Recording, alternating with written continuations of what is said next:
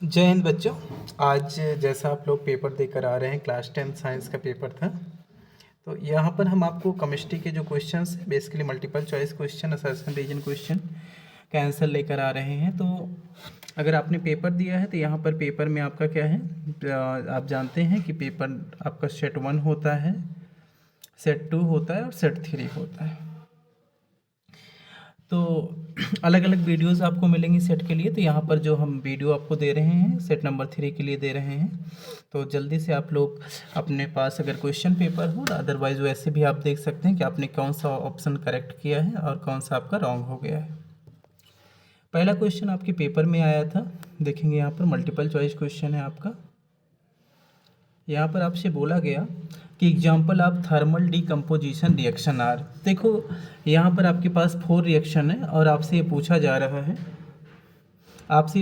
है कि कौन सा आपका थर्मल डीकम्पोजिशन है। तो देखो बेटा, AgCl जो आपका है ये आपका कैसा है, फोटो डीकम्पोजिशन होता है। आपके NCERT बुक में भी मेंशन है और साथ में बताया गया है कि ये हमारा क्या है, फोटो डीकम्पोजिशन है, फोटोलिसिस है।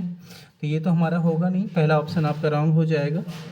दूसरा ऑप्शन क्या है, ये आपका थर्मल डीकम्पोजिशन है। CaCO3 को जब हम हीट करते हैं तो ब्रेक हो जाता है CaO प्लस CO2 में। थर्ड ऑप्शन आपका जो आपका है ये आपका है डीकम्पोजिशन तो हो रहा है, लेकिन ये आपका कैसा होता है, इलेक्ट्रोलिसिस होता है। क्या होता है, इलेक्ट्रोलिसिस होता है, इलेक्ट्रिक डीकम्पोजिशन होता है। तो ये भी आपका क्या है, इनकरेक्ट है। और लास्ट आपका है 2KClO3 और ये sign of arrow KCl plus 3O2। तो ये आपका क्या है, करेक्ट ऑप्शन है। ठीक है, तो यहाँ पर ऑप्शन नंबर 2 और ऑप्शन नंबर 4 आपके क्या होंगे, थर्मल डीकम्पोजिशन होंगे। तो यहाँ पर देखो ऑप्शन 1 एंड 2 है तो ये रॉन्ग है। ऑप्शन 3 एंड 4 है ये भी आपका रॉन्ग है। ऑप्शन 2nd एंड 3rd ये भी रॉन्ग है आपका। ऑप्शन नंबर 2nd एंड 4 ये आपका क्या हो जाएगा, करेक्ट हो जाएगा। तो ऑप्शन नंबर डी आपका क्या हो जाएगा, पहले का डी करेक्ट हो जाएगा। अगर आपने ये किया है तो 100% आपको मार्क्स मिलने वाले हैं। दूसरा क्वेश्चन देखते हैं बेटा। यहाँ पर दूसरा क्वेश्चन है आपका, you have 3 aqueous solution A, B and C as given below. आपके पास 3 सोल्यूशन है, वो कौन कौन से हैं यहाँ पर देखेंगे। पोटेशियम नाइट्रेट है। तो देखो पोटेशियम नाइट्रेट का जब आपका फॉर्मेशन होता है तो ये आपका KOH प्लस नाइट्रेट कहाँ मिलेगा हमें, HNO3। बेटा देखो ये हमारा क्या है, पीएच की अगर हम बात करें तो ये KOH स्ट्रॉन्ग एसिड होता है और HNO3 आपका क्या होता है, KOH आपका स्ट्रॉन्ग बेस है, HNO3 आपका क्या है, स्ट्रॉन्ग एसिड है। तो जो इसका साल्ट बनेगा पोटेशियम नाइट्रेट, इसका जो पीएच होगा वो नियर अबाउट क्या होगा, 7 होगा। दूसरा है आपका अमोनियम क्लोराइड। तो अमोनियम क्लोराइड का फॉर्मेशन हम कहाँ से करते हैं, वीक बेस हमारे पास होता है NH4OH प्लस हमारा स्ट्रॉन्ग एसिड। तो इसका जो पीएच होता है ना बेटा, ये नियर अबाउट अमोनियम क्लोराइड का पीएच हमें मिलेगा 4.5 के नियर। अगला आपका है सोडियम कार्बोनेट। तो सोडियम कार्बोनेट का फॉर्मेशन होता है स्ट्रॉन्ग एसिड, हमारा NaOH होता है प्लस ये बेस है हमारा सोडियम हाइड्रोक्साइड, ये हमारा क्या है, स्ट्रॉन्ग बेस है।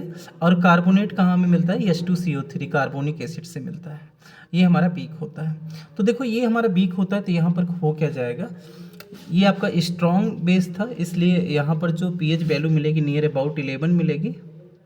11 to 12 इसकी वैल्यू होती है अगर हम देखें तो यहाँ पर आपको क्या करना है, यहाँ पर करना है कि ascending order of the pH of this solution is, ये जो सोल्यूशन है इनकी पीएच वैल्यू को लेकर असेंडिंग ऑर्डर में हमें अरेंज करना है। तो देखो सबसे ग्रेटर किसकी वैल्यू है, सी की। तो दैट मीन्स यहाँ पर देखो ऑप्शन नंबर बी आपका रॉन्ग हो जाएगा, ऑप्शन नंबर सी आपका रॉन्ग हो जाएगा। तो सी सबसे ग्रेटर किस में है, आपका डी में है और ए में है। तो उसके बाद हमारा क्या आएगा, उसके बाद ऑप्शन ए आएगा। ठीक है, देखो सबसे कम हमारा क्या है, बी है, उसके बाद हमारा क्या है, ए है, फिर आपका क्या आएगा, सी आएगा। ये इनकी क्या है, पीएच वैल्यूज है। तो यहाँ पर अगर आप चेक करेंगे तो ऑप्शन नंबर डी इसका भी क्या हो जाएगा, करेक्ट हो जाएगा। तो यहाँ पर अगर आपने ऑप्शन डी कर रखा है तो आपका आंसर क्या है, करेक्ट है, और आपको जो भी अवॉर्डेड मार्क्स हैं वो मिलेंगे। दैट मीन्स 1 मार्क्स आपका क्या हो जाएगा, यहाँ से मिल जाएगा।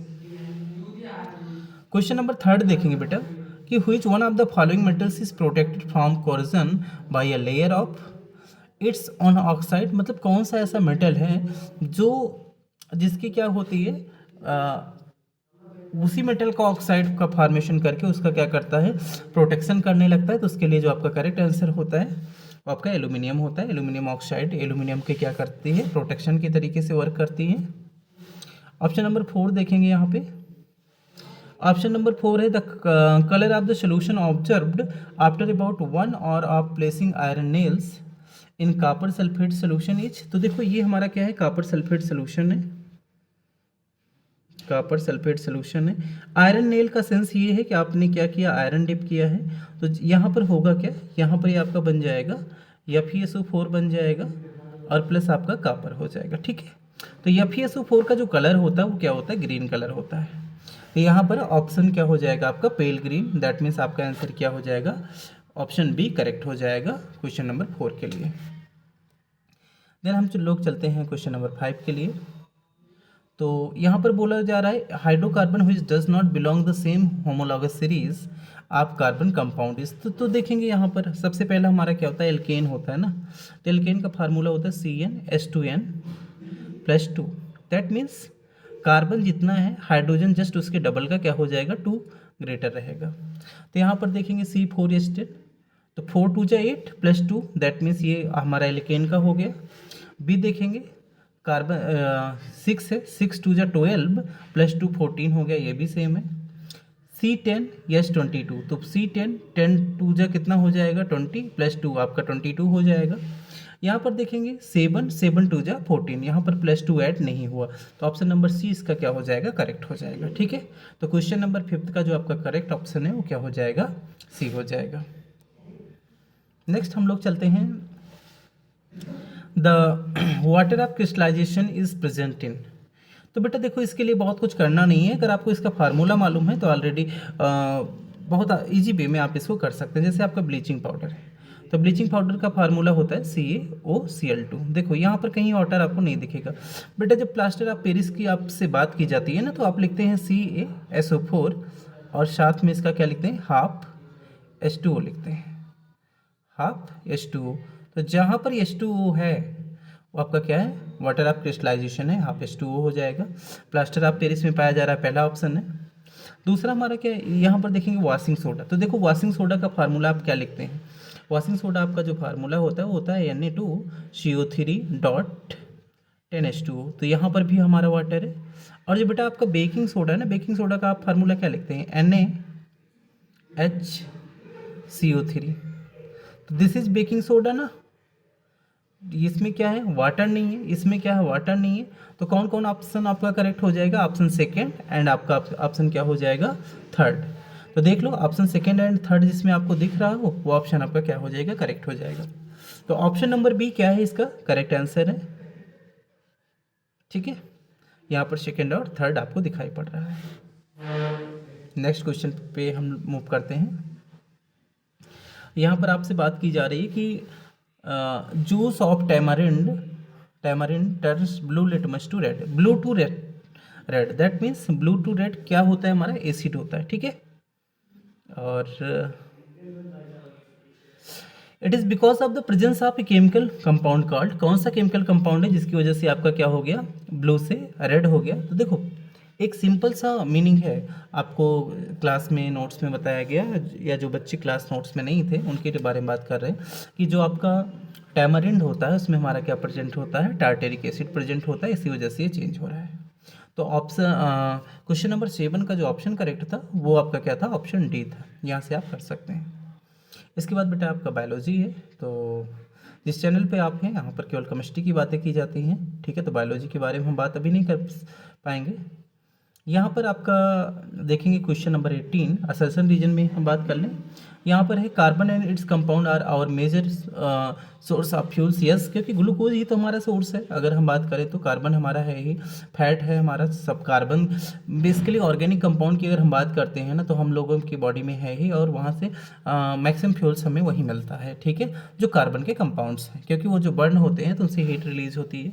और दूसरा कह रहा है most of carbon compound on burning release a large amount of heat and light good.